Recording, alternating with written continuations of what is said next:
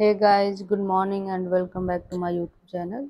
तो आज हम बात करने वाले हैं आपका जो साइंस चल रहा था आपका सब्जेक्ट डीएलएड सेकेंड सेमेस्टर का। उसमें आपका जो चैप्टर नंबर थर्ड था, कार्य कार्य व ऊर्जा, वर्क एंड एनर्जी, वो आपका लगभग ख़त्म हो चुका था, लेकिन उसमें कुछ पार्ट बच गए थे, तो आज हम कंप्लीट करेंगे। तो ये आपका सेकेंड सेमेस्टर का है, ठीक है। तो आपका सब्जेक्ट है साइंस और इसमें आपका थर्ड चैप्टर था कार्य व ऊर्जा, ठीक है। इसमें हमने लगभग मैक्सिमम चीज़ें कंप्लीट कर लिया था। अब जो रिमेनिंग पार्ट है देखने वाले हैं। तो जैसे कि हम लोगों ने कोयला तक पढ़ा था, कोयला कितने टाइप्स होते हैं इसकी बात की थी।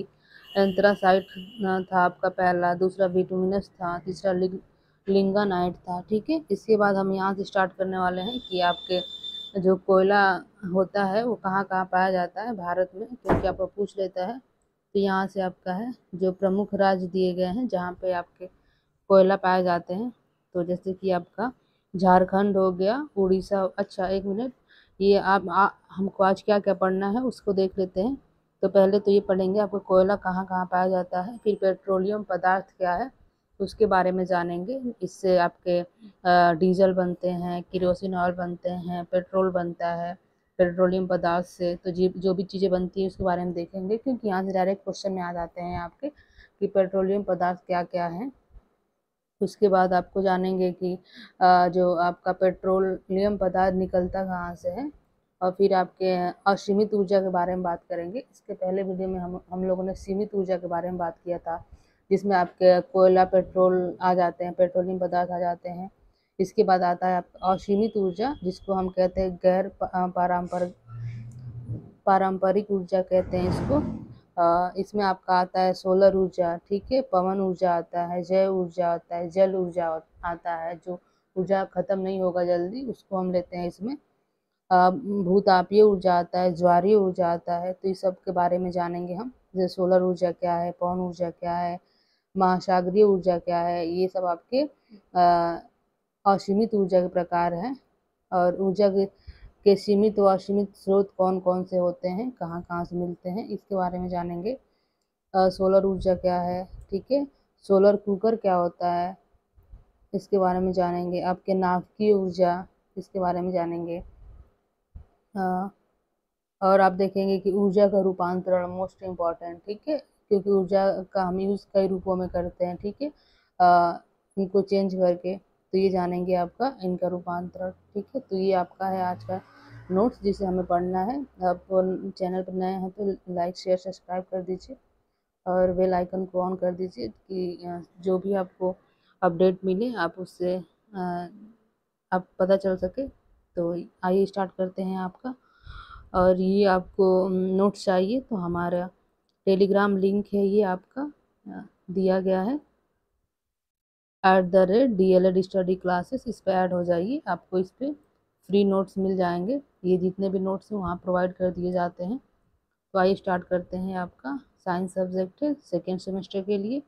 हम लोगों ने कोयला देख लिया था, अब देखना है हमको कोयले कहाँ कहाँ पाए जाते हैं, ठीक है। तो यहाँ से आपका झारखंड हो गया, उड़ीसा हो गया, पश्चिम बंगाल हो गया, मध्य प्रदेश हो गया, आंध्र प्रदेश हो गया, महाराष्ट्र हो गया, ठीक है। यहाँ कोयला आपको पाया जाता है। ये ऐसे राज्य हैं जहाँ कोयला पाया जाता है।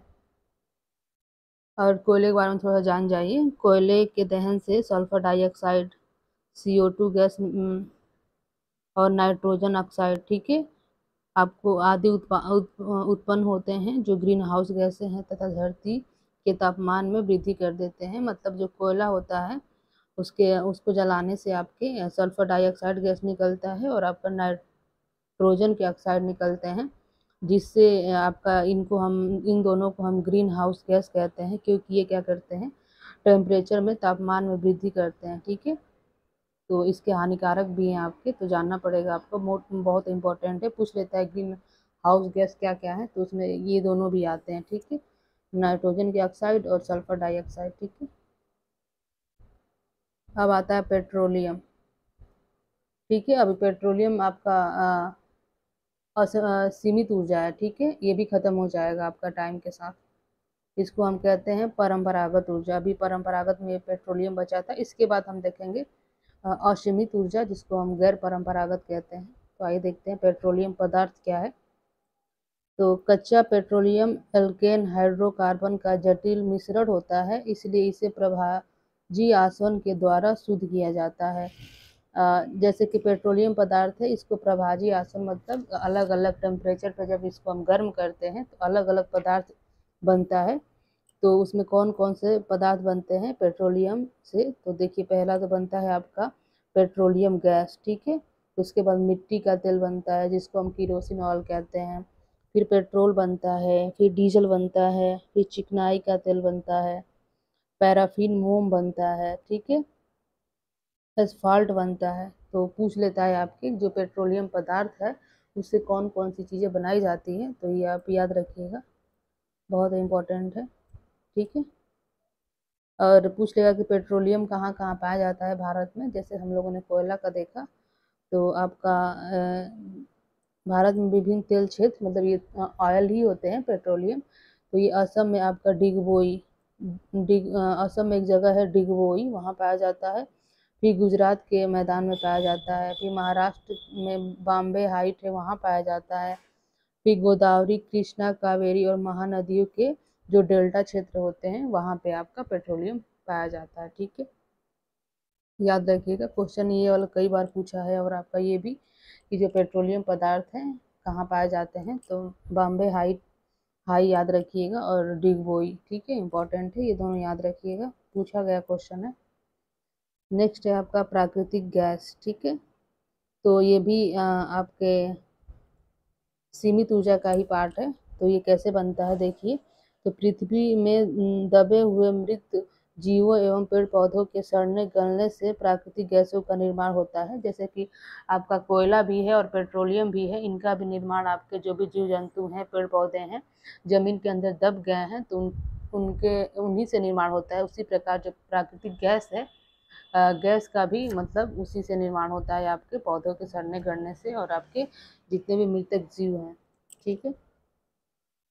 अभी तक तो हम लोगों ने पढ़ा है आपका सीमित ऊर्जा, ठीक है, जिसको हम परंपरागत ऊर्जा भी कहते हैं, जिसमें आपने पेट्रोलियम पढ़ा, कोयला पढ़ा, ठीक है, प्राकृतिक गैस पढ़ा। अब आता है आपका असीमित ऊर्जा, मतलब कि खत्म नहीं होने वाली ऊर्जा है, जिसको हम नवकरणीय ऊर्जा भी कहते हैं, जिसको हम गैर परंपरागत ऊर्जा भी कहते हैं, ठीक है। तो इसमें देखते हैं क्या क्या पढ़ना है। तो इसका एग्जाम्पल ले सकते हैं, जैसे कि सोलर ऊर्जा है आपका, सोलर एनर्जी, ये आपका आता है, ठीक है, नवनीकरण में। फिर जल ऊर्जा, ठीक है, ये भी आपका नवनीकरण है। पवन ऊर्जा आपका नवनीकरण है। जैव ऊर्जा आपका नवनीकरण है। और फिर आपका भूतापीय ऊर्जा है और ज्वारीय ऊर्जा है। तो इनको हम पढ़ेंगे जहाँ से आपको क्वेश्चन आते हैं।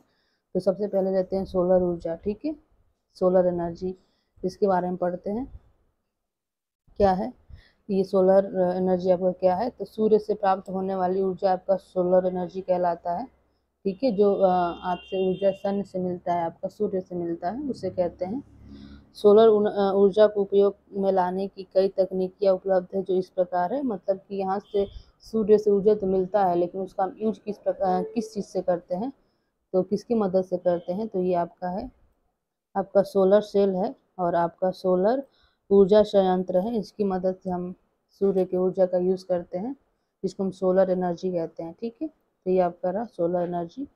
फिर आपका आ जाता है पवन ऊर्जा, जिसको विंड एनर्जी कहते हैं, हवा, ठीक है, हवा की जो ऊर्जा होती है उसको कहते हैं।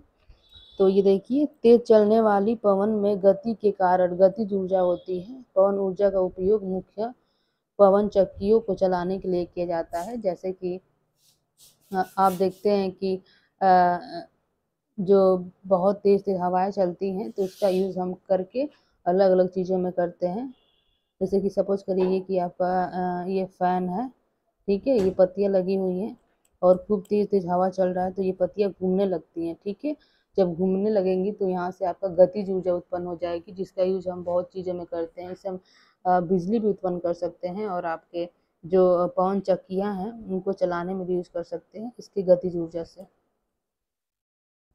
नेक्स्ट है आपका महासागरीय ऊर्जा, ये सब आपके नवीनीकरण ऊर्जा है, याद रखिएगा। तो समुद्र की ऊपरी सतह तथा गहराई में जो ताप का अंतर होता है उससे ताप ऊर्जा पैदा होती है। कहने का मतलब जो समुद्र होता है, जो उसकी ऊपरी सतह होती है और तथा गहराई में जो ताप होता है, जो उनके बीच का अंतर होता है, उस ऊर्जा को हम यूज करते हैं। ठीक है, वहाँ से आपको ताप मिलता है, ताप ऊर्जा। तो इसका भी यूज हम करते हैं, विद्युत उत्पादन में किया जाता है। ठीक है, अब ये देखिए यूज क्या है आपके। अब तो आपने पढ़ा सीमित ऊर्जा, असीमित ऊर्जा, तो इसका यूज हम कहाँ कहाँ करते हैं इसको देख लेते हैं। क्योंकि एनर्जी का यूज किया जाता है हर जगह, कहाँ कहाँ किया जाता है ये देखिए। ऊर्जा का रूपांतरण करके इसको आसानी से प्रयोग में लाया जा सकता है। ठीक है, जैसे कि आप बड़े बड़े वाहन को चलाने में यूज करते हैं, ट्रेन को, कार को चलाने में यूज करते हैं इसका। ठीक है, सीमित तथा असीमित स्रोतों का उपयोग करते हैं। ठीक है, औद्योगिक क्षेत्रों में आपके बड़े बड़े मशीनों, मोटरों तथा जनरेटरों को चलाने में इसका उपयोग किया जाता है। ठीक है, नेक्स्ट देखते हैं आपका। और फिर इससे क्या होता है, विद्युत के उत्पादन में भी इसका यूज किया जाता है। आपके जो भी एनर्जी है, परंपरागत और गैर परंपरागत। अब पढ़ते हैं आपका सोलर ऊर्जा के बारे में, डिटेल पढ़ते हैं। सोलर ऊर्जा क्या है, सोलर एनर्जी। ये देखिए, सूर्य के अत्यधिक ऊर्जा का कारण नाभिकीय संलयन होता है, जिसमें हाइड्रोजन नाभिक संलयन अभिक्रिया करके हीलियम नाभिक का निर्माण करते हैं, जिससे अत्यधिक ऊर्जा का उत्पन्न होता है। जो सोलर एनर्जी है आपकी, सूर्य की ऊर्जा है उसका, वो कैसे आपको एनर्जी देती है, वहां से कैसे मिलता है, तो यही बताया गया है कि जो भी आपके ये नाभिकीय संलयन की वजह से आपको ऊर्जा मिलती है।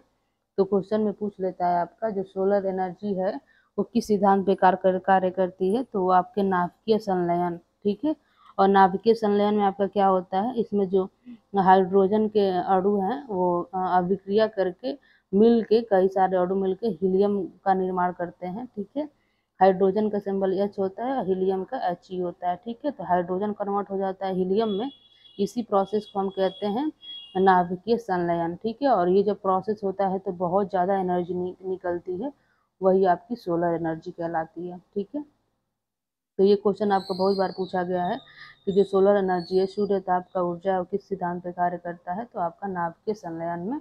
इसमें कई सारे हाइड्रोजन के अणु मिलके हीलियम में कन्वर्ट हो जाते हैं, जिसके बाद आपको बहुत सारी एनर्जी आपको मिलती है।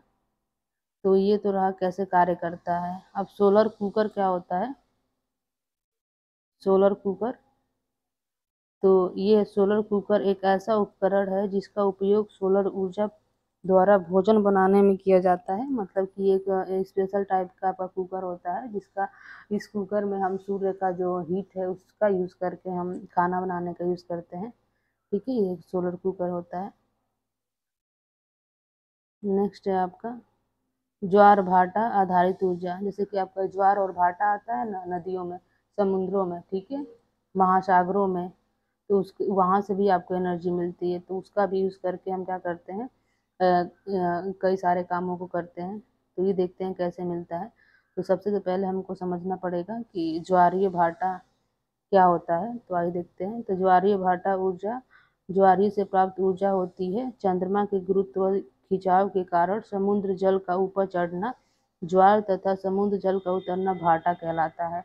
जैसे कि समुद्र में जितने पानी होते हैं आपके, कभी कभी ऐसे ऊपर आते हैं, तो ऊपर जब आता है तो उसको हम क्या कहते हैं, ज्वार कहते हैं। और फिर पानी जब नीचे चला जाता है उसको हम भाटा कहते हैं। ठीक है, तो समुद्र में जो आपका पानी का ऊपर और नीचे आना चीज़ें दर्शाता है, वो आपको दर्शाता है किसको किसको, ज्वार भाटा को। ठीक है, और जो ज्वार भाटा आता है वो जो चंद्रमा है, चंद्रमा का अपना गुरुत्वीय है, जो खिंचाव है उसकी वजह से आता है। ठीक है, तो ये पूछता है क्वेश्चन आपके, तो ज्वारीय भाटा जो है किसकी वजह से आता है, तो चंद्रमा के गुरुत्वीय खिंचाव के कारण आता है। और इसके बाद देखिए, सागर में ज्वारीय तरंगे दिन में 2 बार उठती है और गिरती हैं। मतलब कि दिन के समय 2 बार आता है आपका।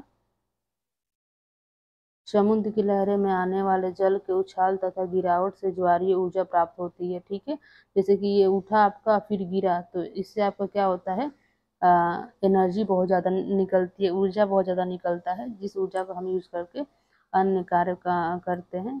तो ज्वारीय भाटीय ऊर्जा का उपयोग, देखिए इसका उपयोग कहाँ करते हैं, जो ऊर्जा आपका ज्वारीय भाटी से मिलता है, तो ज्वारीय ऊर्जा का उपयोग विशेषतर विद्युत उत्पन्न करने में किया जाता है। ठीक है, नेक्स्ट है आपका नाभिकीय ऊर्जा, ये बहुत इंपॉर्टेंट है।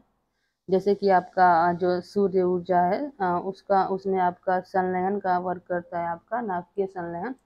तो ये आपका इसमें आपका नाभिकीय विघटन पे काम करता है। ठीक है, जो बड़े बड़े परमाणु होते हैं वो कई सारे छोटे छोटे परमाणु में टूट जाते हैं, उसके बाद आपका बहुत सारा एनर्जी आपको ऊर्जा मिलता है, उसी को हम नाभिकीय ऊर्जा कहते हैं। ठीक है, तो ये आपका विखंडन पे कार्य करता है, और जो आपका सूर्य वाला था वो संलयन पे काम करता है। तो इसको याद रखिएगा, क्वेश्चन पूछता है डायरेक्ट। तो आइए देखते हैं आपका नाभिकीय ऊर्जा, न्यूक्लियर एनर्जी क्या है। तो अधिक भार वाले तत्वों के समस्थानिक के नाभिक पर न्यूट्रॉन की बौछार करने पर इनमें नाभिक टूटने तथा नवीन तत्वों के निर्माण के फलस्वरूप अपार ऊर्जा निष्कासित होती है, जिसे नाभिकीय ऊर्जा कहते हैं। कहने का मतलब है, जो बड़े बड़े आपके भारी भारी आपके एटम्स हैं उन पे भारी भारी एटम के समस्थानिक है। समस्थानिक मतलब क्या, जिसके परमाणु क्रमांक एक समान हो, परमाणु क्रमांक आपके समान होते हैं, लेकिन आपके परमाणु भार अलग अलग होते हैं। भार क्या होते हैं, अलग होते हैं, उसे हम समस्थानिक कहते हैं। इसलिए हाइड्रोजन, ठीक है, हाइड्रोजन, इसका परमाणु क्रमांक तो समान है लेकिन परमाणु भार अलग अलग है। ठीक है, तो ऐसे को हम समस्थानिक कहते हैं। तो आइए देखते हैं, जैसे कि देखिए आपका आपका एक हाइड्रोजन ये है और दूसरा हाइड्रोजन ये है। ठीक है, लेकिन देखिए इसका परमाणु क्रमांक हाइड्रोजन का एक ही होता है, लेकिन यहाँ परमाणु भार आपका यहाँ पे एक है, यहाँ पे दो होगा। ठीक है, ये आपके हाइड्रोजन के अणु है, ये भी आपके हाइड्रोजन के अणु हैं। अब ये आपके प्रोसेस करके यहाँ से इसको हीलियम में कन्वर्ट हो गए हैं, और यहाँ पे आपको बहुत ज़्यादा एनर्जी मिला है। ठीक है, तो ये आपको इक्वेशन के माध्यम से समझाया गया है कि जो समस्थानिक हाइड्रोजन का वो ऐड होता है, संलयन मतलब जुड़ना होता है, जुड़ के आपको हीलियम में कन्वर्ट हो गए हैं। ठीक है, और आपका बहुत सारा एनर्जी रिलीज हुआ है, इसी एनर्जी को हम यूज़ करते हैं। ठीक है, तो ये देखिए उपयुक्त अभिकरण में सोलर मंडल में स्थित सूर्य के भीतर होता है। तो ये जो चीज़ें हैं आपके, ये संलयन हो रहा है ना, ये वाला एनर्जी आपका संलयन हो रहा है, जुड़ रहा है, तो ये चीज़ें आपके सूर्य में होती है। ठीक है, और जब विखंडन होगा तो आपका परमाणु में होगा। तो ये देखिए हीलियम का निर्माण हो गया आपका, यहाँ से हाइड्रोजन था ये, दो हाइड्रोजन मिलके आपके हीलियम के अणु बना दिए। तो ये आपके यहाँ से एनर्जी भी मिला, ये न्यूट्रॉन की वो बारिश की गई इस पे। तो ठीक है, तो इसी बेस पे आपका कार्य करता है सोलर एनर्जी।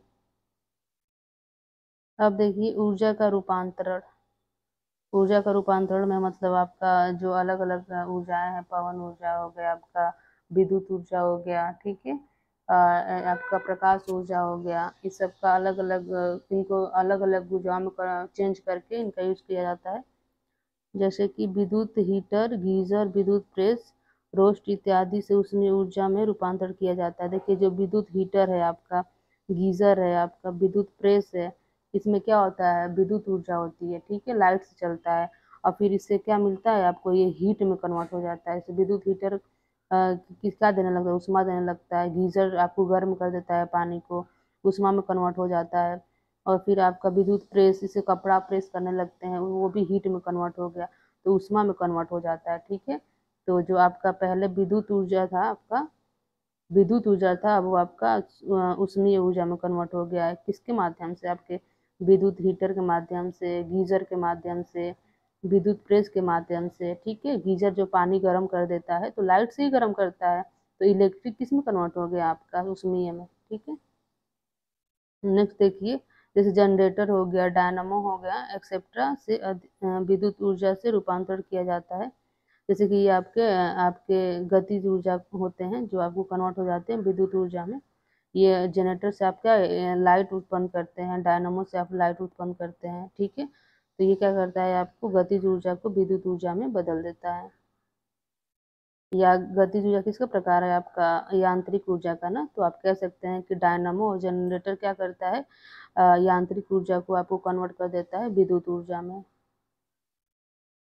नेक्स्ट है विद्युत ऊर्जा का मोटर, बिजली के पंखे, मिक्सी इत्यादि के द्वारा यांत्रिक ऊर्जा में। अब देखिए जो इलेक्ट्रिक ऊर्जा है आपकी विद्युत ऊर्जा, जैसे हम पंखा चलाते हैं, ठीक है, फिर मिक्सी मसाले वाली चलाते हैं, तो ये जब भी पंखा चलेगा तो आपका क्या पंखा घूमने लगता है, तो ये आपके गतिज ऊर्जा में कन्वर्ट हो गया। मिक्सी भी आपका गतिज ऊर्जा में कन्वर्ट हो जाता है, जिससे हम चीज़ें इजी कर लेते हैं। इत्यादि द्वारा यांत्रिक ऊर्जा में परिवर्तन करते हैं। यांत्रिक ऊर्जा मतलब आपकी स्थितिज ऊर्जा और गतिज ऊर्जा, तो गतिज ऊर्जा में कन्वर्ट हो जाता है। नेक्स्ट देखिए बल्ब, लैंप, ट्यूबलाइट, मरकरी इत्यादि के द्वारा प्रकाशीय ऊर्जा में रूपांतरण।